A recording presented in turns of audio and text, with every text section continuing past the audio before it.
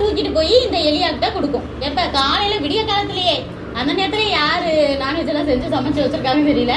அப்போ ஏதாவது கடையில அந்த மாதிரிலாம் செஞ்சு வச்சிருப்பாங்களா இருக்கும். சாயங்காலமும் 2 நேரமும் கொண்டு போய் கொடுக்கும்.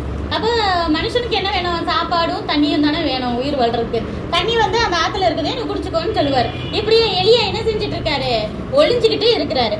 இப்போ ஒளியிறது அப்படிங்கிறது வந்து நம்ம பயந்தாங்கொலின்னு அர்த்தம் கிடையாது. எப்பயுமே தேவன் வந்து நம்மளை நடத்தும் போது எல்லா விதத்துலயும் நம்மளுக்கு ஒரு ட்ரைனிங் கொடுப்பாரு. இப்போ ஒளியிறதும் அப்படிங்கிறதும் ஒரு ட்ரைனிங் தான். ஏதோ ஒரு கஷ்டம், ஏதோ ஒரு இதுனா நம்ம வீட்டுக்குள்ளேயே அடைஞ்சிருக்க மாதிரியோ, இல்லை யாரு மூஞ்சில குளிக்காம கொஞ்ச நாளைக்கு பயந்து ஏதோ ஒரு இடத்துல இருக்கிற மாதிரியோ ஒரு சூழ்நிலைகள் வரலாம். அது தேவனை அனுமதிச்சிருந்தா அது நிச்சயமா நம்மளுக்கு என்னதான் ஒரு ட்ரைனிங். இது எதுக்காகனா நம்ம வந்துட்டு சில பாடங்களை கத்துக்கணும்.